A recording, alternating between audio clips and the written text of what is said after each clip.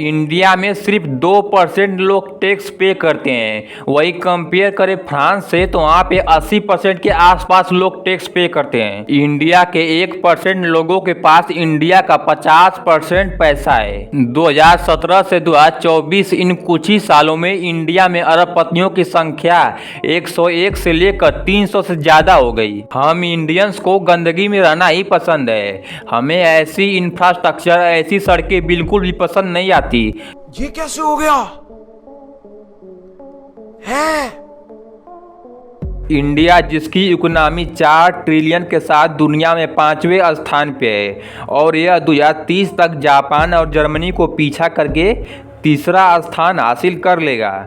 दुनिया का चौथा सबसे बड़ा मिलिट्री पावर, दुनिया का दूसरा सबसे बड़ा रोड नेटवर्क, दुनिया में तीसरा सबसे ज़्यादा अरबपति वाला देश, $700 बिलियन के साथ दुनिया का चौथा सबसे बड़ा फॉरेन रिजर्व यानी विदेशी मुद्रा भंडार। ऐसा दिखता है हमारा इंडिया ऊपर से। इनमें से कुछ भी उठा के देख लो, इंडिया टॉप 5 में मिलेगा। आप पेज पलटते हैं, देखते हैं दूसरे साइड का इंडिया। ये देखिए दूसरे साइड का इंडिया कुछ ऐसा दिखता है। जहां देश की इकोनॉमी इतनी ऊपर जा रही है, वहीं इंडिया की पर कैपिटा इनकम सिर्फ $250 यानी 2 से 2.5 लाख रुपए के बीच में है। पर कैपिटा इनकम क्या होता है? किसी भी देश में एक आम इंसान साल भर में कितना पैसा कमा लेता है वो उसकी पर कैपिटा इनकम होती है। भारत में एक आम नागरिक साल भर में सिर्फ 2 से 2.5 लाख रुपए कमा पाता है। और अगर हम इसे कंपेयर करें दूसरे देशों से, जैसे अमेरिका में एक आम नागरिक साल भर में कम से कम 55 लाख से 60 लाख रुपए तक कमा लेता है। इंग्लैंड में 40 लाख रुपए, जापान में 27 लाख रुपए, यहाँ तक चाइना में भी लोग 10 लाख रुपए कमा लेते हैं और इंडिया में 2 लाख से ज़्यादा कमा नहीं पाते। इंडिया में अमीर और गरीब के बीच का डिफरेंस बहुत ज़्यादा है और ये डिफरेंस बढ़ता ही जा रहा है।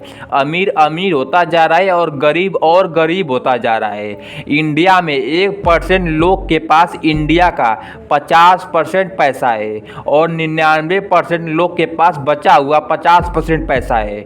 और इन 99 लोगों में 60% लोग के पास सिर्फ इंडिया का 5% पैसा है और बचा हुआ 45% पैसा 39% लोगों में बटा हुआ है।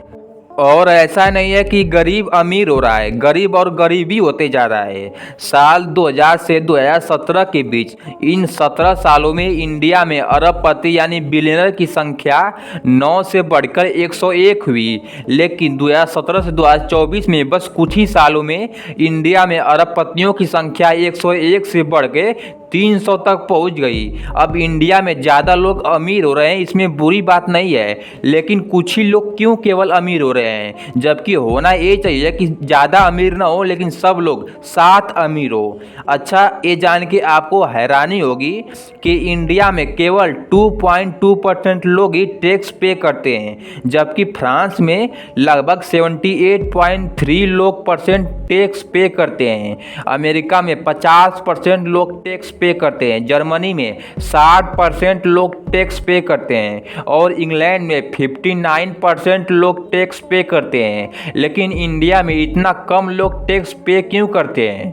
क्योंकि जब सरकार के पास पैसा जाएगा ही नहीं तो वो काम कहाँ से करेगी?